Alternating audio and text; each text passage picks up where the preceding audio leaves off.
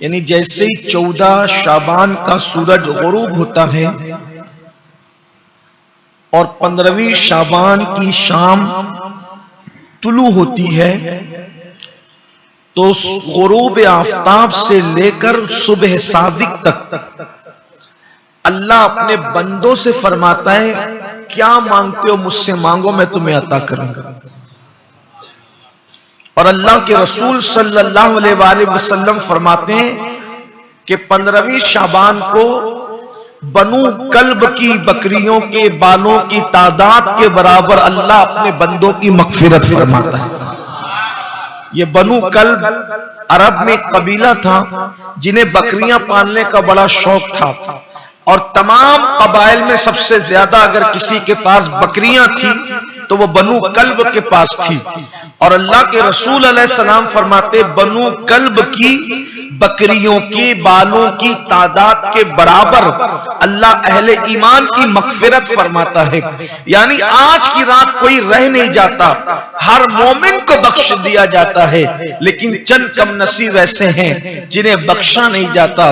जो जादू करने कराने वाले हैं उनको बख्शा नहीं जाता, जो शराब पीने वाले हैं उनको बख्शा नहीं जाता, जो माँ बाप की नाफरमानी करने वाले हैं उनको बख्शा नहीं जाता, और जिनके दिलों में किसी मुसलमान के लिए कीना है उनको बख्शा नहीं जाता। बाकी सबकी बख्शिश हो जाती है। इन चारों को भी बख्श दिया जा सकता है। शर्त यह है कि अगर उसने जादू किया था या जादूगरों के पास जाकर जादू कराया था तो अब वो अल्लाह से माफी मांगे, सच्चे दिल से तौबा करे तो उसको भी बख्श दिया जाएगा। अगर शराबी शराब से तौबा कर ले अल्लाह उसको भी बख्श देगा। इसी तरीके से अगर माँ बाप का नाफरमान माँ बाप से माफी मांग ले, उनको राजी कर ले तो अल्लाह उसको भी बख्श देगा। और जिसके सीने में मुसलमानों के लिए मोमिनों के लिए कीना है, बुग़्ज़ है, हसद है, अगर वो अपने दिल से निकाल दे तो अल्लाह तबारक व तआला उसको ही बख्श देगा। बसूरते दिगर अगर उसने ऐसा नहीं किया तो फिर उसकी बख्शिश नहीं होगी, वही महरूम रहेगा और बाकी सब बख्श दिए जाएंगे। बड़ी अजीम रात है, बड़ी बरकत वाली रात है। बाज़ अहादीस से अल्लाह के रसूल अलैहिस्सलाम का इस रात में कब्रिस्तान जाकर अपनी उम्मत के लिए मगफिरत तलब करना भी साबित है। लेकिन आज जो उन्वान हम आपके सामने पेश करना चाहते हैं वो ये है कि इस वक्त पूरी उम्मत, पूरी दुनिया इस्लाम मायूसी का शिकार है, अफसरदगी का शिकार है। पूरी दुनिया में हालात दिगरगू हैं, पूरी दुनिया के अंदर हालात तेजी के साथ तब्दील हो रहे हैं। पूरी दुनिया के अंदर एक नफरतों का माहौल है, पूरी दुनिया के अंदर एक बेचैनी का माहौल है, पूरी दुनिया के अंदर एक बेकरारी का माहौल है। और याद रखें, सारे लोग दुनिया की दूसरी कौमें अपने अपने एतबार से अपने अपने हालात को देखकर, एजुकेशन को लेकर, दौलत को लेकर, मुआश को लेकर, मईशत को लेकर, फैमिली प्लानिंग को लेकर सब ने अपने अपने अंदाज में इंतजामात कर रखे हैं। अगर कोई कौम बेसरो सामान है तो वो कौम मुस्लिम है। हमारे पास न कोई इंतजाम, न हमारे पास मईशत, न हमारे पास मुआश, और उस पर तुरफा ये कि अल्लाह ताला भी हमसे नाराज। मेरे प्यारे आका इस्लाम के प्यारे दीवानों, मुसलमान अगर अल्लाह को राजी कर ले, अगर अल्लाह को मना ले तो याद रखिए, अल्लाह अगर हमारी मदद करे, हमारी इमदाद करे तो दुनिया की सारी कौमें हमारे कदमों में आने में मजबूर हो जाएगी, हमारे कदमों में गिरने पर मजबूर हो जाएगी। उस कब होगी? जिस वक्त मेरा अल्लाह हमारी मदद करे, हमें माफ करे।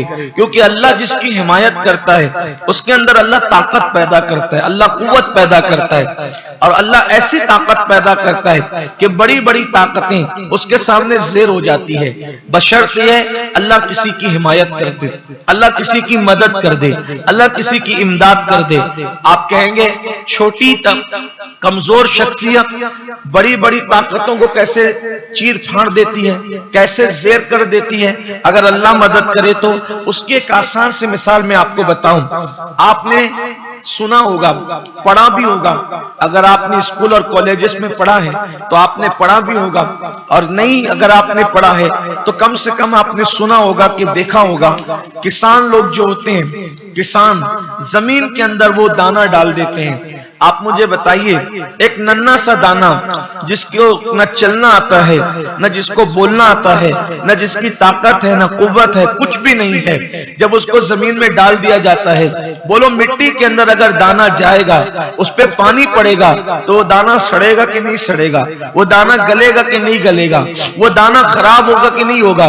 उसका वजूद मिटेगा कि नहीं मिटेगा? ये होता है और बिल्कुल ऐसा ही होता है। लेकिन अगर मेरा अल्लाह किसी दाने की मदद कर दे तो मिट्टी में पड़े रहने के बावजूद, पानी में पड़े रहने के बावजूद न वो दाना सड़ता है, न गलता है, न खत्म होता है, बल्कि अल्लाह उस दाने में इतनी ताकत पैदा कर देता है कि कितनी सख्त है ये जमीन। अगर इस जमीन को हम नाखून से कुरेदें तो हमारा नाखून टूट सकता है, नाखून जख्मी हो सकता है, इतनी सख्त है जमीन।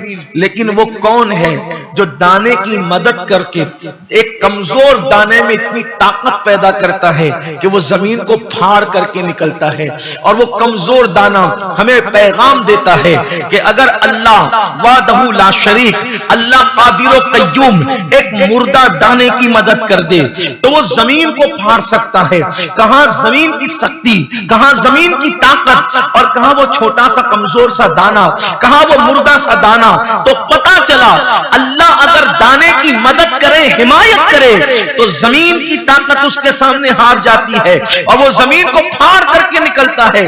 और कितनी खामोशी से निकलता है, ना कोई हंगामा होता है, ना कोई धमाका होता है, ना कोई चीख पुकार होती है। बोलो वो अपनी जगह बनाकर निकलता है कि नहीं निकलता है? तो मुसलमानों, आज अल्लाह हमसे नाराज है शायद, इसीलिए तो अल्लाह अकबर, दुनिया हमारी दुश्मन बनी हुई है। आप कहेंगे हम अल्लाह हमसे नाराज क्यों है? सिर्फ नाराज ही नहीं है बल्कि अल्लाह हमसे नफरत भी करता है। किन लोगों से? यहां हमसे मुराद कौन लोग? जो गुनाह करे, जो अल्लाह की नाफरमानी करे। अल्लाह तबारक व तआला फरमाता है, हदीस कुदसी में आता है, हदीस कुदसी में अल्लाह फरमाता है, जो मेरी फरमाबरदारी करते हैं, जो मेरे फरमाबरदार हैं, मैं उनसे मोहब्बत करता हूं और उन पर रहमत करता हूं और मैं उनको नवाजता हूं, उनकी मोहब्बतों को लोगों के दिलों में पैदा करता हूं। और वो लोग जो मेरी नाफरमानी करते हैं, फिर मैं उनसे नफरत करता हूं, उन पे लानत करता हूं और उस लानत का असर उनकी 7 पुश्तों तक पहुंचाता हूं। आज हमारे दिल जो बेचैन है, दिल बेकरार है, हमारे दिलों के अंदर जो बेइत्मीनानियां है, बेकरारियां, वजह क्या है? कि अल्लाह कहीं हमसे नाराज तो नहीं। हमें सिनेमा हॉलों को लोग जा रहे हैं, शराब के अड्डों को लोग जा रहे हैं, गुनाहों के अड्डों को लोग जा रहे हैं, लेकिन टाइम नहीं है लोगों के पास तो अल्लाह के घर में आने को। क्यों? इसलिए कि अल्लाह जिनसे नाराज होता है उनसे लुक्मा रोजी नहीं छीनता।